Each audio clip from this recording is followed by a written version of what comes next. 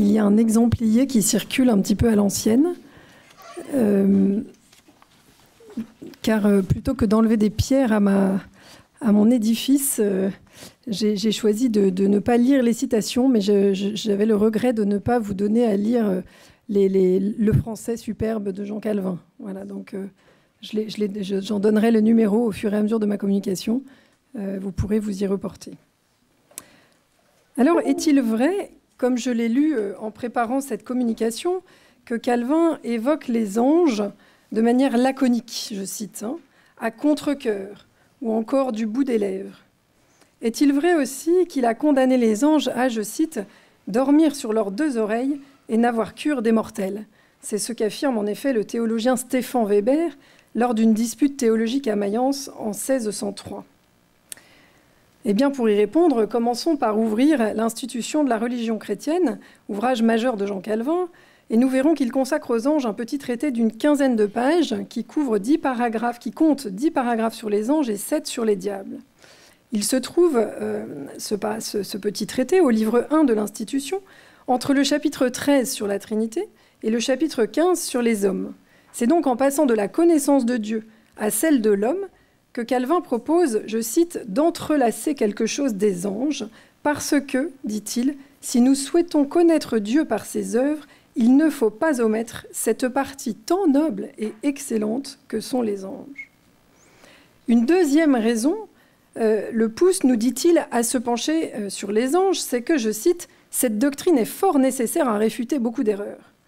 Connaître les anges permettra donc à la fois de mieux connaître Dieu et de mettre à distance ceux qu'il appelle les idolâtres. » Voilà quelques préalables déjà qui ne me paraissent ni laconiques, ni prononcés du bout des lèvres ou encore à contre-cœur, et je vous invite donc à poursuivre pour comprendre comment le réformateur d'abord définit les anges, ce qu'ils sont, ce qu'ils ne sont pas, et enfin à quelle fin ils sont ordonnés. Alors la citation 1, qui est la seule que je lirai. « Aucun se mécontente que l'Écriture ne raconte point au long et distinctement la chute des diables, la cause d'Icelle, la façon, le temps et l'espèce, voire même par plusieurs fois. Mais pour ce que ces choses ne nous appartiennent de rien, ou bien peu, le meilleur a été de n'en dire mot, ou de les toucher bien légèrement, car il ne convenait point au Saint-Esprit de satisfaire à notre curiosité, en nous récitant des histoires vaines et sans fruit. Et nous voyons que notre Seigneur a regardé de ne rien nous enseigner, sinon ce qui pouvait être en édification. » Cette citation illustre les 3 règles suivies par Calvin en toutes choses, et spécialement pour atteindre la connaissance de ces réalités supérieures et invisibles que sont les anges. 1. Retenir seulement ce qui est dans la parole, sans spéculer. 2. En parler avec humilité et modestie. 3.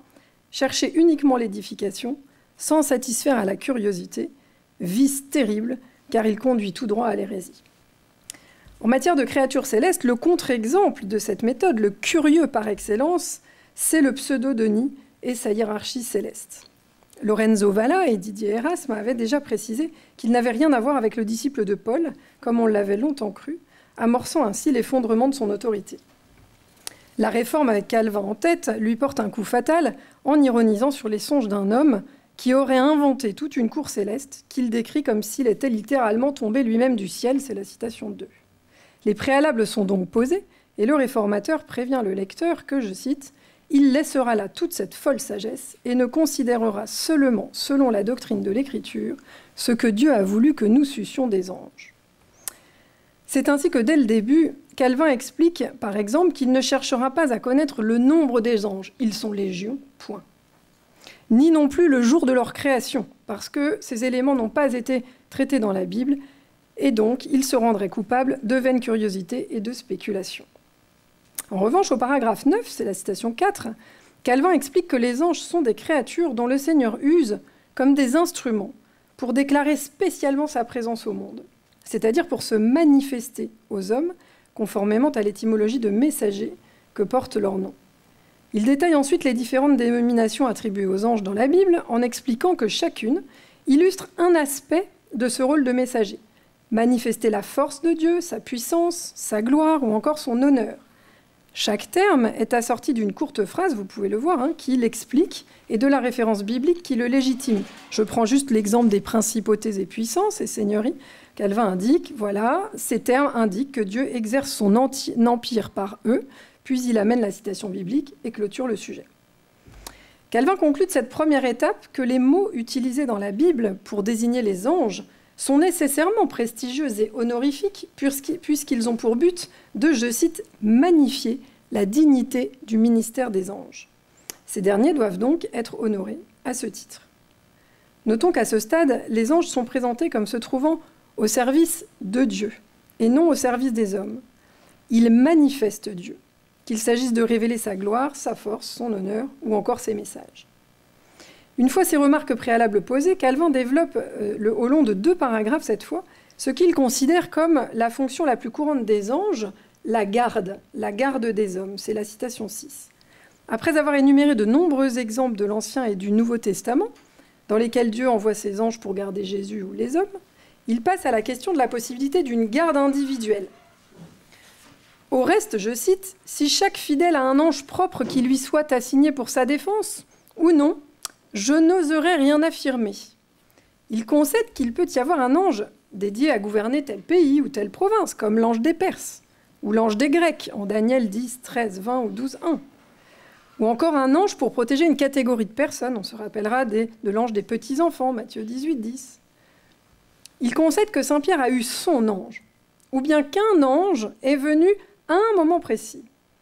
Mais il conclut finalement qu'avoir un gardien perpétuel lui semble une chose aussi peu assurée que cette croyance des païens, selon laquelle nous disposerions de 2 anges, l'un bon et l'autre mauvais. Je repense à Milou, il y a ces 2 petits anges.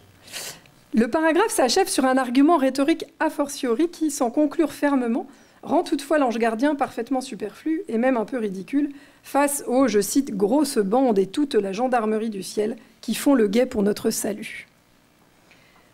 Rien ici qui cautionnerait, comme plus tard dans certaines doctrines puritaines anglaises, l'idée que seuls les élus ont un ange gardien.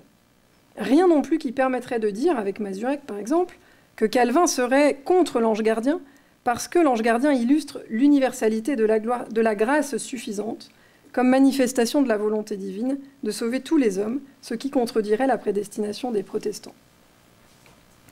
Calvin a donc établi l'insigne honneur dont les anges doivent être entourés et le sens de leur ministère. Suspendant son propos, il insère un court paragraphe visant à préciser que, malgré tout l'honneur qu'il aurait dû, ils ne doivent pas être adorés. Ce sont les citations 8 et 9. Erreur commune, puisque Saint Jean lui-même reconnaît s'y être laissé aller.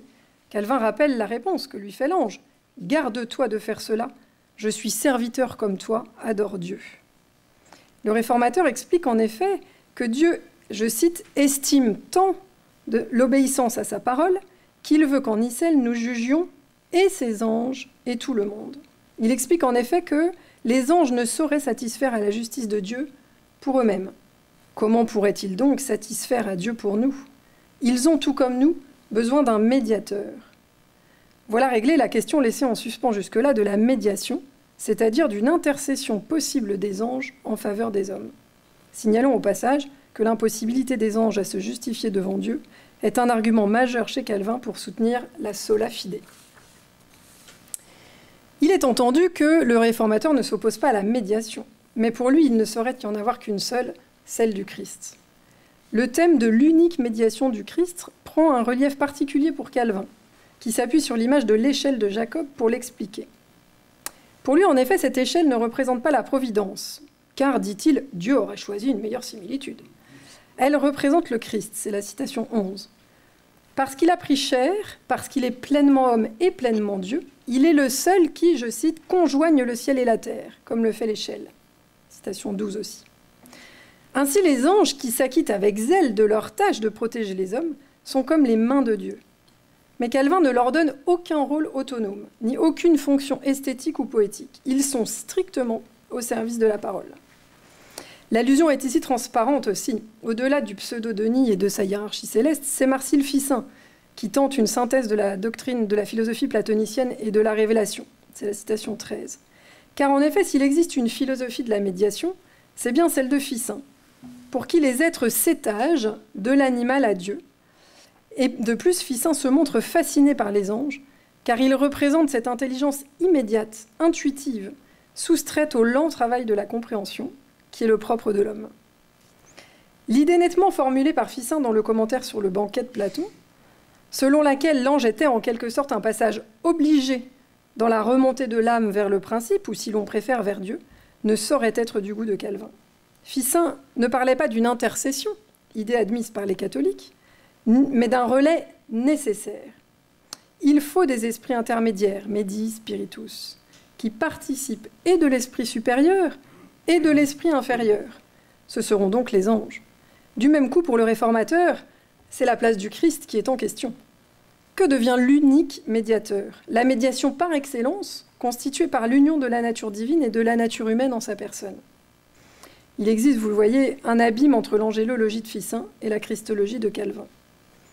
Ce qui ne signifie pas que Calvin n'ait pas réfléchi au rôle des anges dans le gouvernement des hommes, nous l'avons vu plus haut.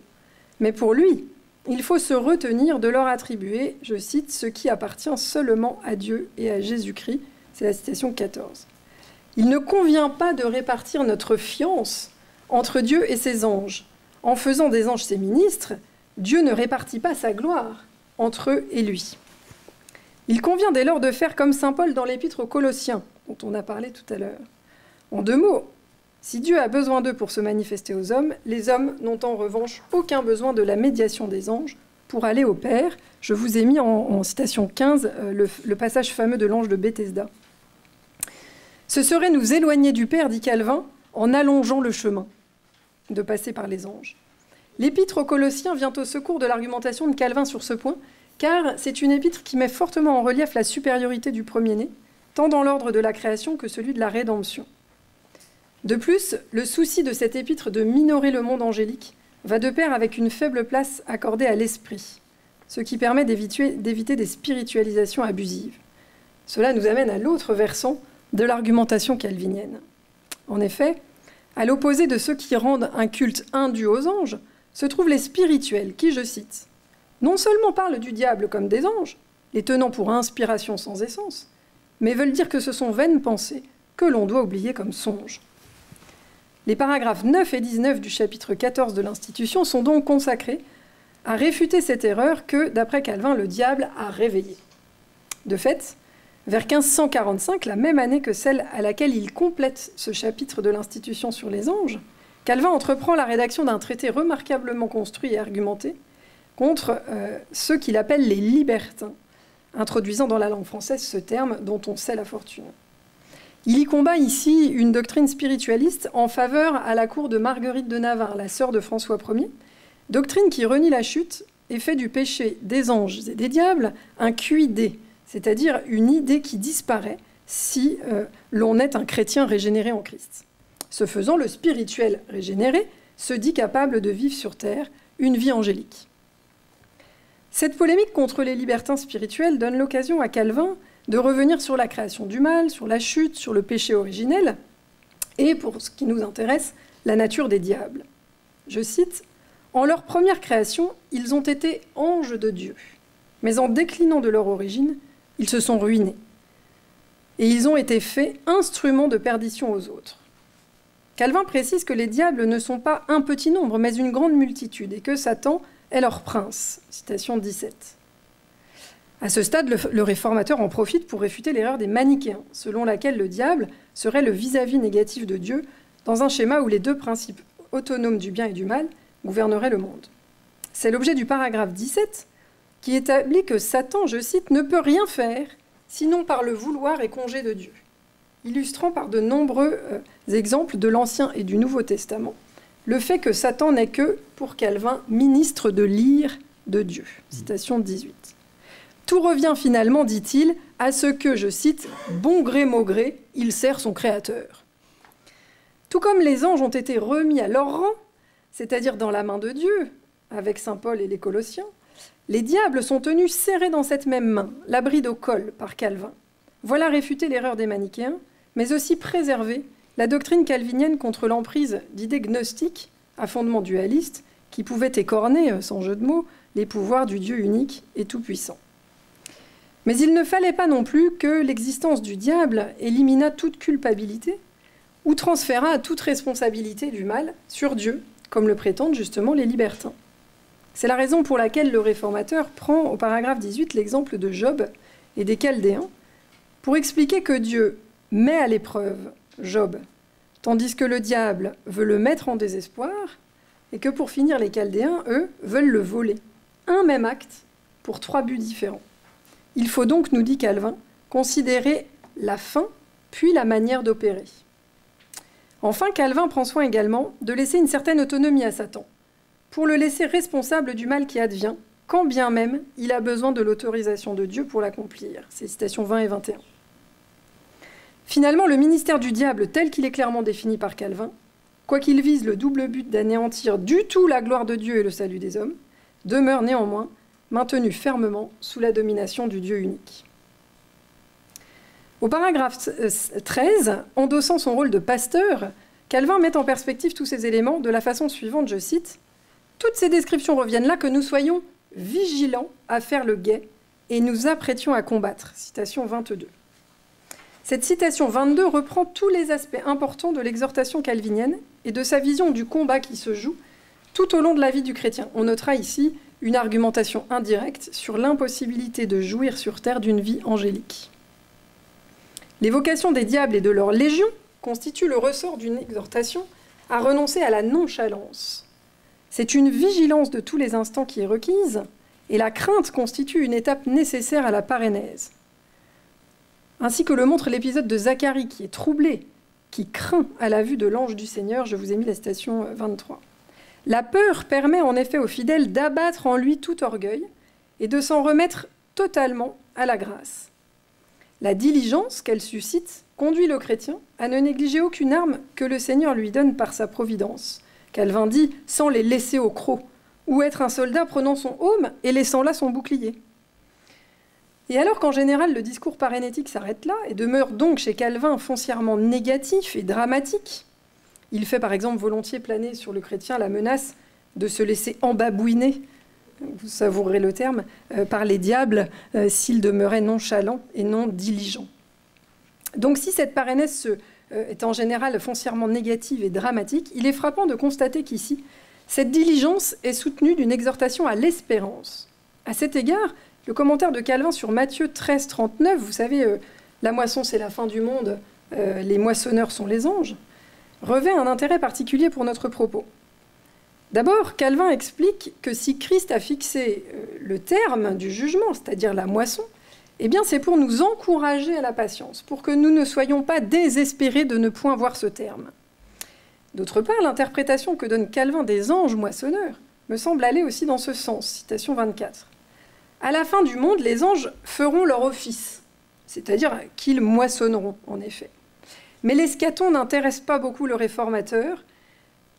Le jour présent l'intéresse, théâtre du combat spirituel et objet de son ministère de pasteur. C'est pourquoi il précise que l'expression doit être accommodée au temps présent. Dans le texte latin, il est écrit « Nomen hoc accommodari debet causam praesentem ».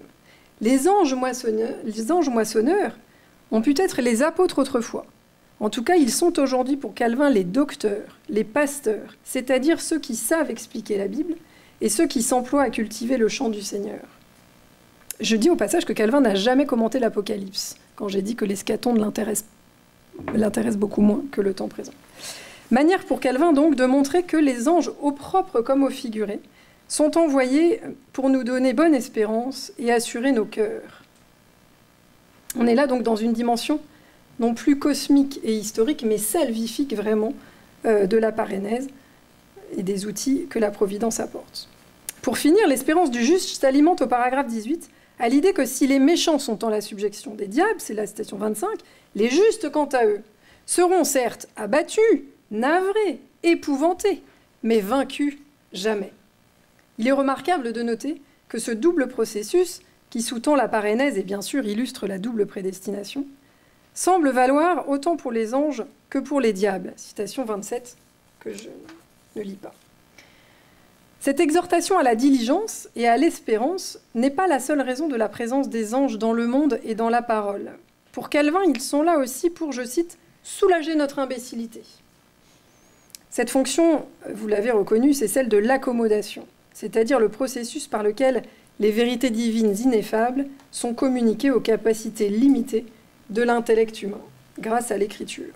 Les anges sont donc un moyen de la pédagogie divine, dont le réformateur donne plusieurs exemples emblématiques que je réserve pour la publication, puisqu'il est temps de conclure. Compte tenu des innombrables mentions des anges dans les Écritures, il me semble que l'édifice angélologique était loin de s'écrouler avec la Réforme.